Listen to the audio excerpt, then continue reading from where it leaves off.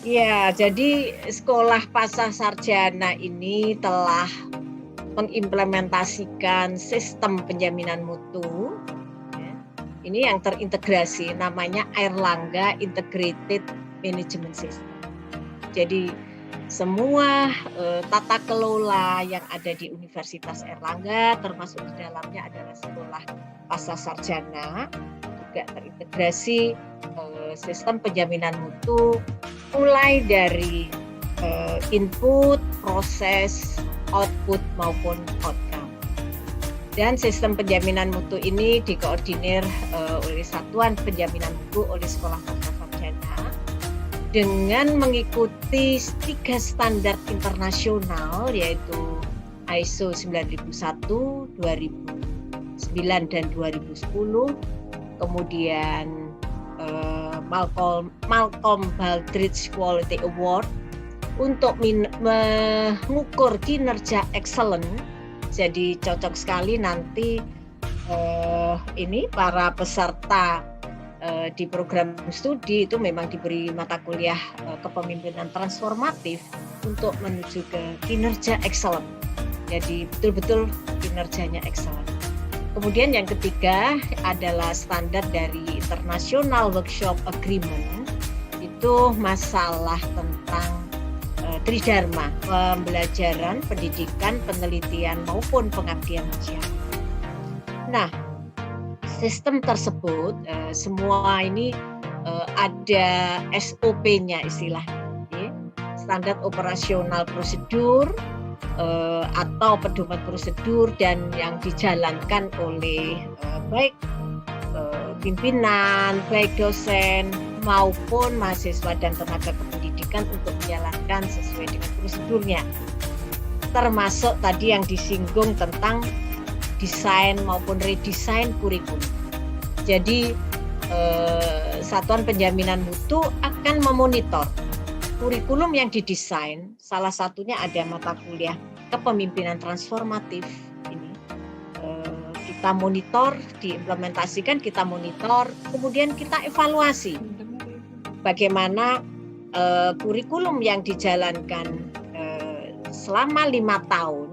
Ya, kita lakukan evaluasi, dan untuk menjamin lulusannya nanti, ya, baik output maupun outcome, ini dilakukan akreditasi maupun reakreditasi merupakan salah satu syarat bagi program studi untuk menyelenggarakan pendidikan. Jadi kalau tidak terakreditasi ya tidak boleh menyelenggarakan, apalagi meluluskan. Nah, di sekolah pasca sarjana ini sudah sebagian besar sudah terakreditasi A dan akan diajukan untuk reakreditasi menuju ke unggul. Nah, semua ini adalah menjamin kualitas, ya, untuk menjadi pemimpin yang transformatif. Itu selain itu juga mulai penerimaan mahasiswa baru, seleksinya, kemudian proses pembelajarannya, semua kegiatan dalam pembelajaran, penelitian maupun pengmas ini diatur semua di dalam SOP. Ya.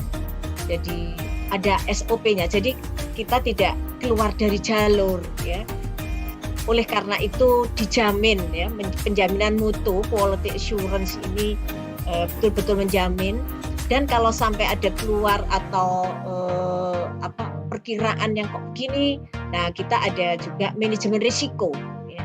Jadi kita antisipasi melalui manajemen risiko, misalnya sekian 1 tahun mau berakhir akreditasi atau reakreditasi expired, harus segera disusun, harus diajukan ke Badan Akreditasi Nasional Perguruan Tinggi atau lembaga akreditasi mandiri.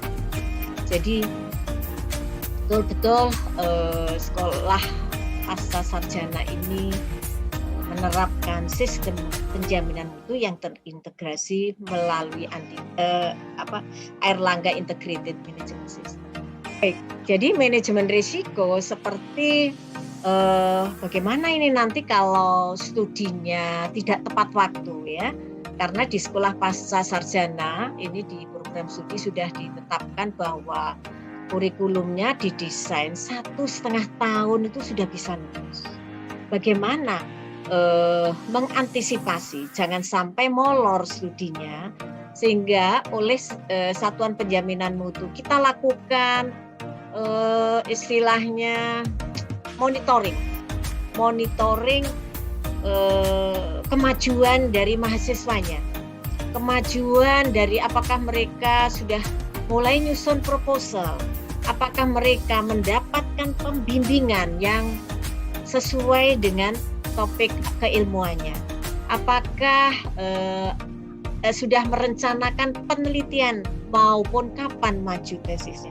Kita monitor, ada namanya survei monitoring untuk kemajuan mahasiswa melalui Google Form yang ini akan diisi oleh mahasiswanya.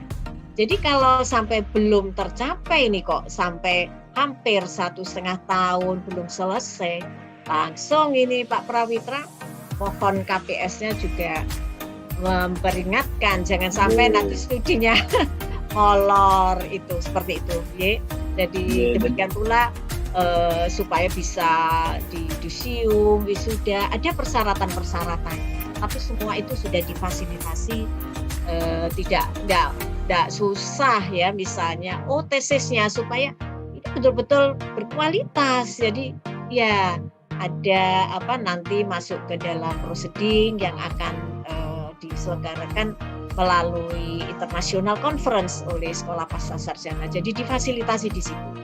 Ada tim kliniknya nanti akan memfasilitasi di dalam penulisan artikel ini, sehingga lulusan ini menunjukkan bahwa topiknya yang untuk tesisnya maupun disertasinya ini sudah dijamin karena mereka bisa mensubmit sampai mempublish dari hasil-hasil riset. Itu jadi manajemen risiko sudah kita antisipasi seperti itu, Pak Prawitra. Demikian. Baik, terima kasih Prof. Nunung. Ini menarik, Prof.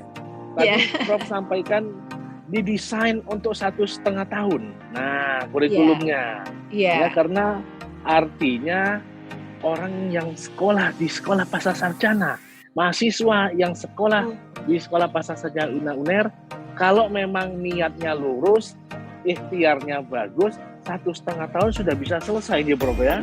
Iya, jadi mengikuti prosedur yang ada karena saat semester 1 dan semester 2 nanti bisa para KPS menjelaskan itu sudah didesain sekitar lulus untuk S2 itu kan sekitar 144 SKS ya. 49 SKS ya. Jadi semester 1 dan 2 wajib diikuti kuliahnya, dan kuliahnya ini loh bisa luring, bisa daring ya, bisa daring dengan jarak-jarak yang jauh, terjangkau. Jadi hanya sekali-sekali ada luring, itu sangat diperlukan untuk komunikasi. Itu ada komunikasi antar peserta juga, karena pesertanya dari berbagai disiplin ilmu, juga ada pemimpin-pemimpin yang tingkat nasional ya, dari korporasi maupun instansi pemerintah maupun swasta, yang inilah diperlukan suatu sharing keilmuan, sehingga betul-betul merasa percaya diri nantinya lulusannya ini. Jadi kalau yang sudah menjadi pemimpin ya malah lebih bagus, membuat transformasi perubahan yang bisa menghadapi tantangan global. Jadi sudah dipersiapkan betul. Jadi mengikuti perkuliahan yang sudah didesain 14 kali tatap muka selama setiap semester, dan nanti penelitian kan akan dibimbing oleh para pembimbing ya. Ada pembimbing pertama, ada pembimbing.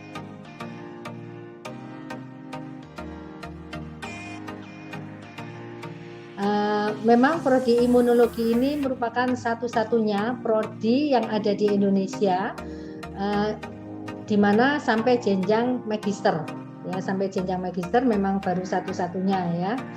Dan kekasan dari imunologi ya, kalau kita melihat dari judulnya ya, imunologi berarti ilmu yang mempelajari tentang imun. Nah, imun ini pasti sekali banyak kaitannya dengan pertahanan ya, sistem pertahanan. Pertahanan dan keamanan. Jadi yang punya pertahanan dan keamanan ini bukan cuma negara saja ya, tapi juga sistem body kita ini juga punya pertahanan dan keamanan. Apalagi di masa pandemi saat ini, maka sistem imun atau sistem pertahanan tubuh ini sangat penting sekali. Nah, salah satu hal yang bisa saya sampaikan bahwa pada prodi imunologi ini multidisiplin ya. Jadi multidisiplin sehingga dari berbagai bidang ilmu ini bisa masuk ke dalam prodi imunologi. Baik ya, memang kalau link yang paling dekat itu adalah dengan kedokteran gigi, kemudian kedokteran hewan.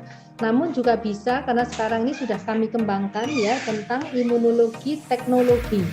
Jadi teknologi imunologi ini juga sudah berkembang dan juga didukung oleh Universitas Airlangga yang punya fakultas teknologi juga. Maka imunologi teknologi ini juga kita kembangkan saat ini. Jadi tidak hanya kita ini mempelajari hanya tentang penyakitnya saja, tapi juga tentang teknologinya. Ini yang sedang kami kembangkan juga. Dan juga bahwa imunologi ini juga bisa dipelajari juga oleh tadi ya, orang-orang teknik juga bisa ya, juga orang biologi ya, kemudian apalagi kalau dari keperawatan, kesehatan masyarakat ya, ini justru yang lebih dekat sekali ya. Dan juga oleh dari sekolah tinggi kesehatan juga bisa ya, dari Poltekkes juga bisa, dan bahkan dari masyarakat awam pun ya, yang mungkin tidak ada background di bidang ilmu kesehatan ya, namun bila tertarik dengan imunologi bisa ya, karena seperti tadi yang sudah saya katakan bahwa pada prodi imunologi ini akan dikembangkan juga tentang sistem-sistem yang mendukung untuk pertahanan dan keamanan di dalam tubuh itu. Jadi misalkan saat ini kan juga berkembang tentang artificial intelligence ya. Jadi artinya bahwa untuk mendeteksi suatu penyakit ini ada suatu teknik yang baru yang disebut dengan artificial intelligence ya, AI ya, yang kita sebut sebagai AI. Dan ini dengan sistem imunologi pun ini juga bisa kita kembangkan. Jadi kalau misalnya orang itu dulu ya, kalau untuk mendeteksi suatu penyakit misalnya, ini harus melakukan pemeriksaan yang sangat detail. Misalnya harus dilihat mulai dari pemeriksaan darahnya, dilihat mulai dari pemeriksaan ronsen logisnya, bahkan dilihat sampai bagian dalam. Sekarang hanya dengan mengambil satu sampel misalnya dari air liur saja, ini sudah bisa dideteksi molekul-molekul yang ada di dalam tubuhnya yang merupakan indikator untuk perubahan sistem imunnya, gitu ya.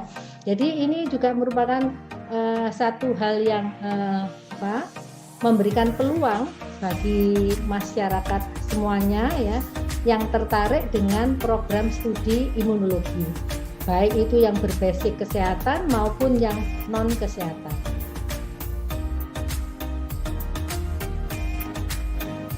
Izinkan saya mengenalkan prodi Magister Ekonomi Kesehatan.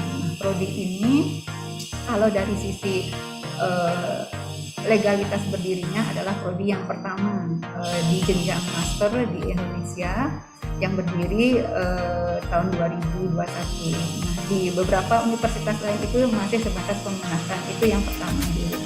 Yang kedua, prodi ini memang adalah seperti prodi-prodi yang lain itu bersifat multi-entry dan bersifat multidisiplin.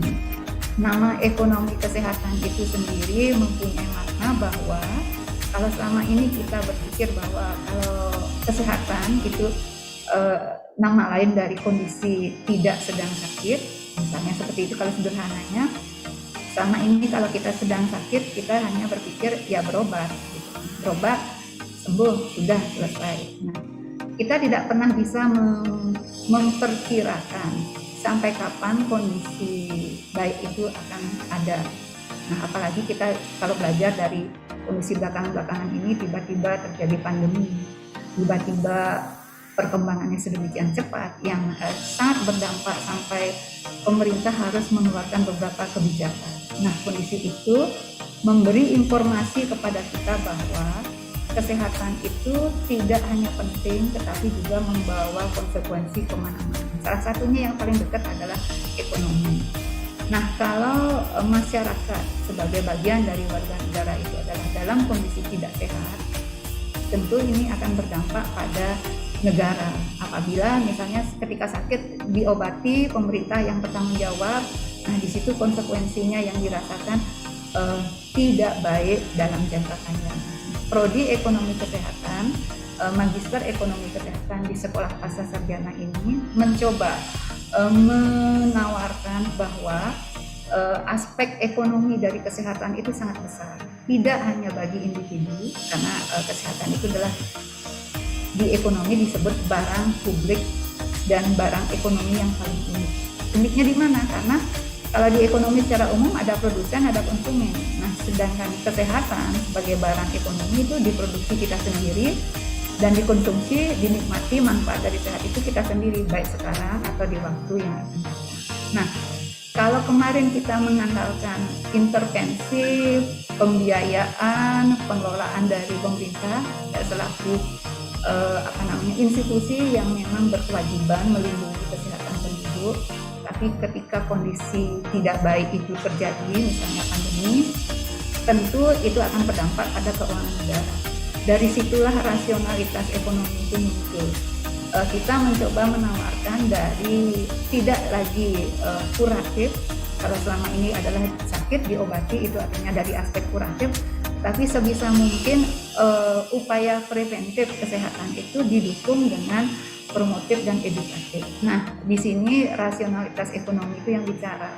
Kalau kondisi sakit, misalnya berapa sih biaya ekonomi yang akan hilang jika kita harus tidak sampai bisa bekerja dalam waktu jangka yang lama, apalagi misalnya akumulatif itu bisa, kalau bagi pegawai negeri sipil seperti kita itu harus sampai minta pensiun dini, apalagi ya di bekerja serabutan swasta, kehilangan 1 hari kerja berarti kehilangan pendapatan. Nah, itu logika yang paling sederhana yang bisa diterima oleh orang awam ini dari kesehatan.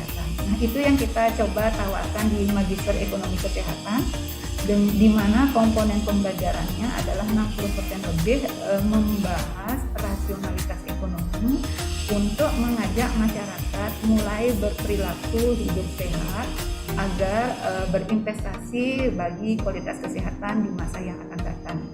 Bergerak dari masing-masing individu melalui transformasi kepemimpinan, dan kita kebetulan mahasiswa kita ada yang dari jalur reguler, ada yang dari jalur kerjasama Pak Prawisa.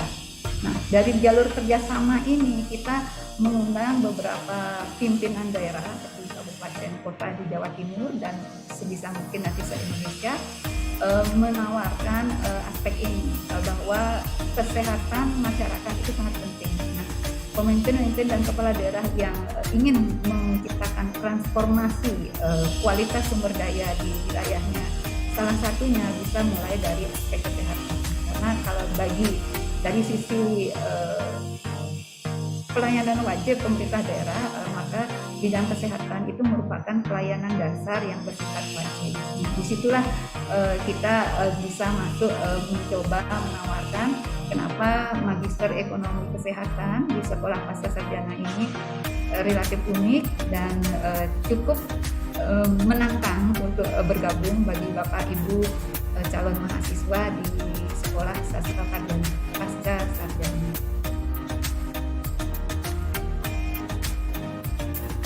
Bahwa Sekolah Pasca Sarjana ini hadir sebagai rumah besar kepemimpinan. Itulah harapan kita bahwa siapapun yang kuliah di sini dipersiapkan untuk menjadi sebuah pemimpin masa depan. Apakah yang belum jadi pemimpin disiapkan jadi pemimpin, yang sudah jadi pemimpin untuk lebih kuat dan hebat lagi memimpinnya. Jadi ini rumah besar kepemimpinan kita, dan sahabat Airlangga Forum kalau kepingin tahu bahwa di Sekolah Pasca ini alhamdulillah seluruh partai politik di Indonesia itu ada mahasiswanya di sini, pengurus-pengurusnya di sini. Jadi tidak hanya di parlemen kumpul semua partai politik, di sini juga seluruh partai politik, para pebisnis, non-partisan parpol juga ada. Justru disinilah diketemukan, dikolaborasikan, disinergiskan, dikerjasamakan, pandangannya harus sama bahwa siapapun ada, jadi pemimpin partai politik manapun, tetap untuk kemajuan Indonesia yang berdampak bagi dunia. Ya, ini bagi dunia. Kalau ingin tanya dari partai apa aja? Oh, kalau pengen tahu, oh no, Demokrat atau enggak? Ada, Golkar juga ada, PKB ada, Gerindra ada, PKS ada, Hanura juga ada, Nasdem yo ada. Jadi pokoknya seluruh kepentingan nasional kita, mereka bermitra, berkolaborasi. Nah, kurikulumnya, mata kuliahnya khusus, tadi itu khusus. Ada namanya transformative leadership menjadi mata kuliah wajib. Apa saja yang diajarkan?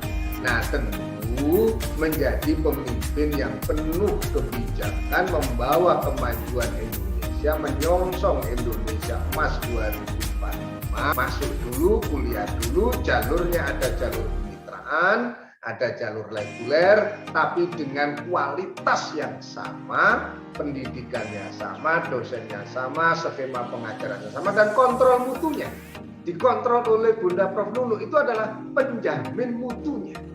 Tidak lulus bagi mereka yang tidak qualified, dan mereka yang lulus berarti memang qualified. Dan begitulah, mari bersama-sama menyongsong masa depan, mempersiapkan diri menjadi pemimpin, dan setiap orang sesungguhnya adalah pemimpin. Setiap orang sesungguhnya adalah pemimpin. Dan bersama Sekolah Pasca Sarjana untuk menjadi pemimpin yang maslahat, khairun nas, anfa'uhum linnas. Untuk apa? Kebaikan kita bersama.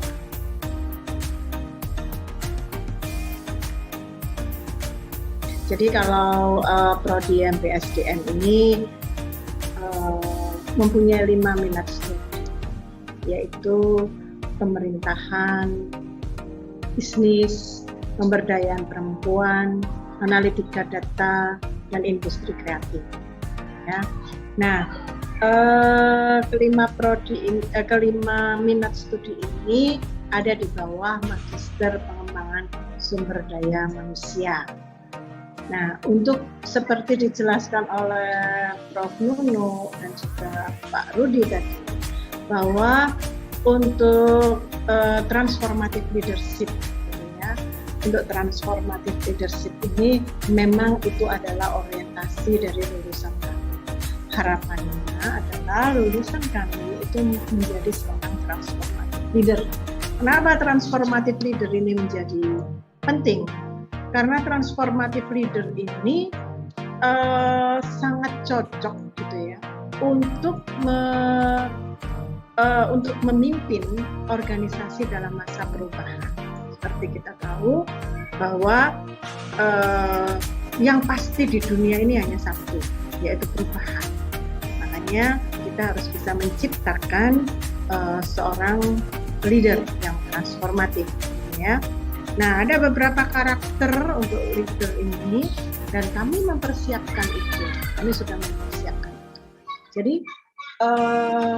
untuk menciptakan transformative leader ini kami menggunakan 2 aspek, yaitu secara kurikulum dan ekstra kurikulum. Untuk kurikulum ini ada dalam mata kuliah tertentu. Salah satunya adalah strategic leadership. Nah, strategic leadership ini didesain, kebetulan PCMK-nya adalah Pak Wadir 1 gitu ya. Nah, ini kita desain dengan menghadirkan kuliah tamu dari pemimpin-pemimpin, para pemimpin, ya, para pemimpin yang baik di perusahaan atau di pemerintah ataupun pemimpin-pemimpin UMKM yang memang terbukti sukses gitu ya dalam menyelenggarakan usahanya. Nah, dari mata kuliah. Kedua, dari metode pembelajaran.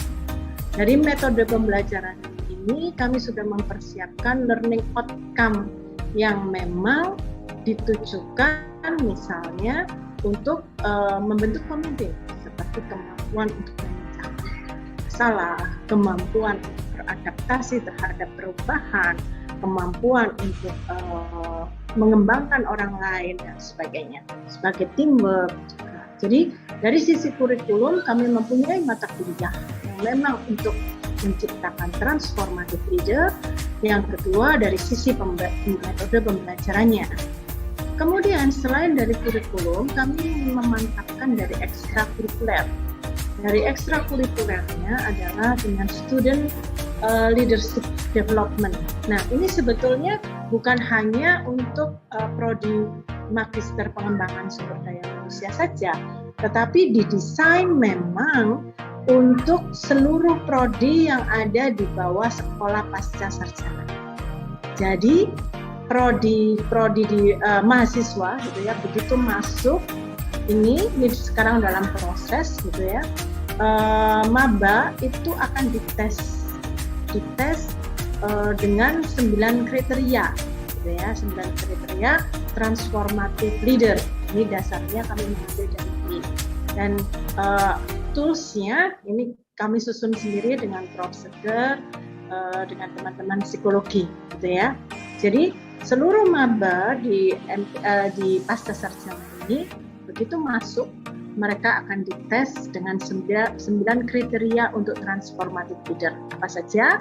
Yang pertama adalah mampu berkolaborasi, kedua adalah kreatif dalam menyelesaikan masalah dan mengambil keputusan, kemudian ketiga mampu mengembangkan orang lain, keempat mampu mengelola perubahan, kelima memiliki inisiatif, keenam mampu memimpin orang lain, ketujuh mampu mengembangkan jejaring, kemudian mampu berpikir strategis, dan 9 memiliki nilai dan etika. Artinya maba akan dites, ya. Kemudian kita bisa melihat dia pada level berapa. Nah, kami mempunyai standar level tertentu, gitu ya. Nah, dari sini kita akan tahu, kekurangan dari mahasiswa ini adalah misalnya kemampuan berpikir strategis. Ya, ternyata dia masih di bawah standar.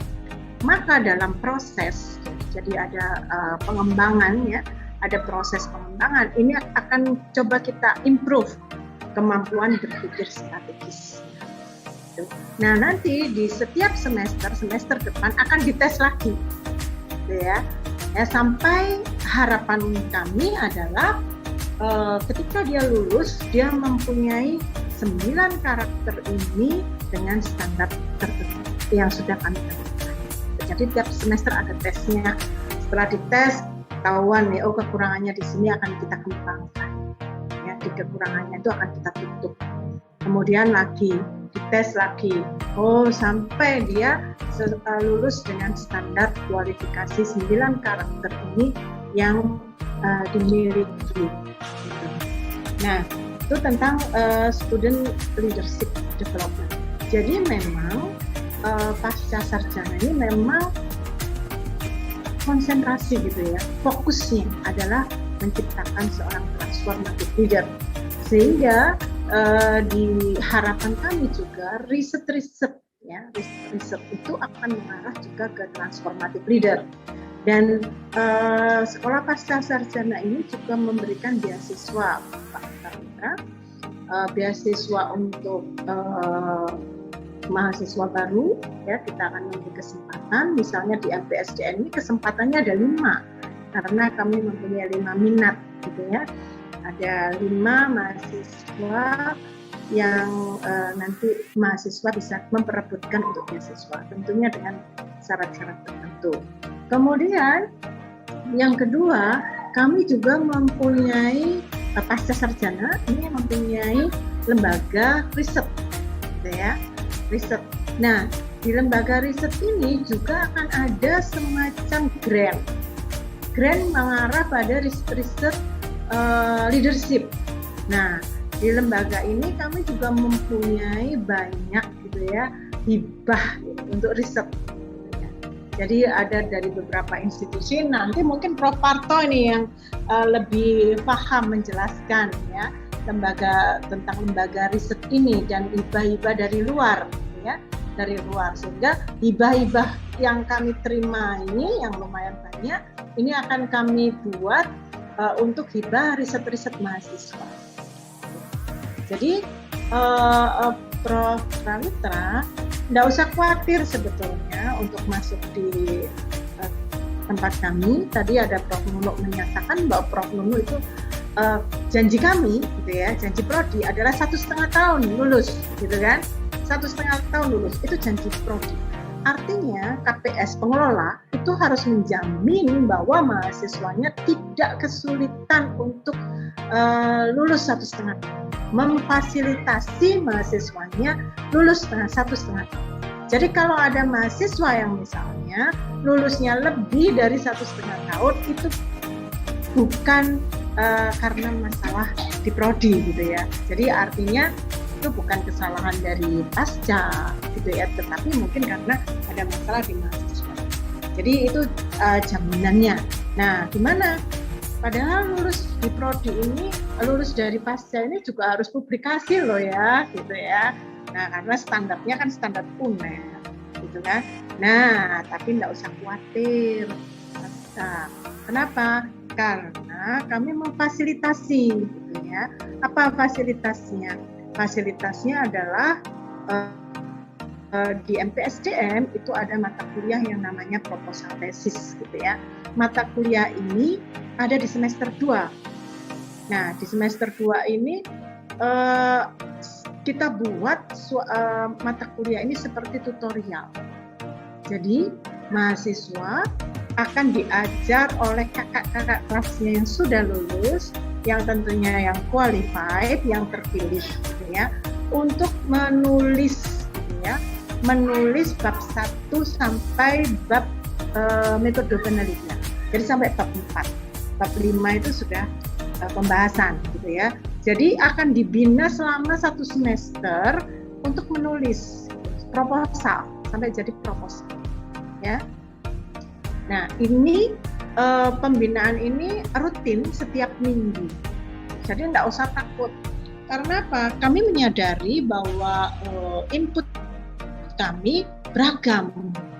Bahkan 70% ini adalah bukan fresh graduate, jadi sudah bekerja. Nah, tentu kalau sudah bekerja, waduh, disuruh nulis lali kabeh gitu ya. Lama lulus S1 sudah lama. Nggak usah khawatir.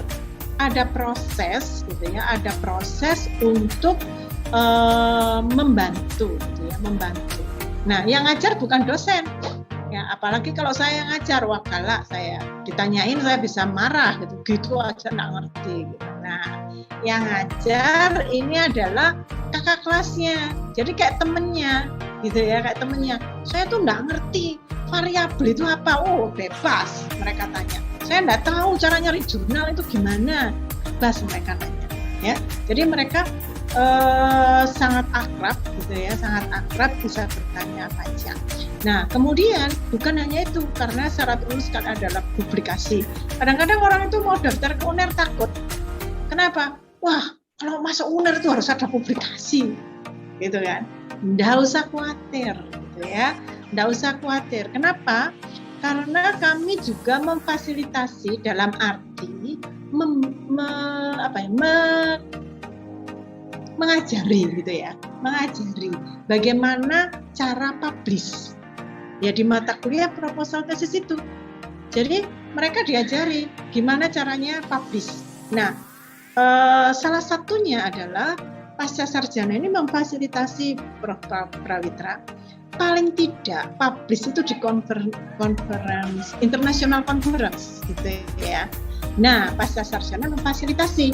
Seperti tahun ini, pasca sarjana itu mengadakan international conference ICPS ya, yang tiap tahun running gitu ya kita lakukan. Nah, ini tempat kita untuk memfasilitasi mahasiswa untuk publikasi. Jadi masalah publikasi tidak ada masalah lah, gitu ya. Nah ini tahun ini ketuanya adalah Bu Made ya. Ini Bu Made hari ini hadir, mungkin nanti bisa sharing juga tentang ICPS ini ya. Pesertanya seluruh dunia, namanya International Conference gitu ya. Nah di sini juga melatih mahasiswa untuk berani publikasi gitu ya, publikasi ikut conference. Jadi nggak usah khawatir kalau namanya nulis tesis sama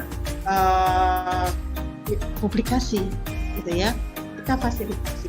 Peminatan yang pertama ini adalah pemerintahan ya. Jadi tujuan peminatan ini tentunya ingin menciptakan gitu ya, mencetak pengelola gitu ya, atau profesional dalam bidang pemerintahan. Kemudian bisnis. Dalam bisnis ini tentunya harapan kami profesional dalam bisnis, yaitu middle hingga top manager pada middle atau untuk ukuran organisasi sedang sampai besar. Kemudian peminatan yang selanjutnya adalah pemberdayaan perempuan. Pemberdayaan perempuan ini tujuannya adalah mencetak gitu ya, orang-orang yang bisa menginspirasi ya, perempuan agar lebih berdaya. Seperti kita ketahui, soko guru katakanlah ya, perekonomian kita itu ternyata adalah perempuan. Dan dari hasil riset ini mengutip dari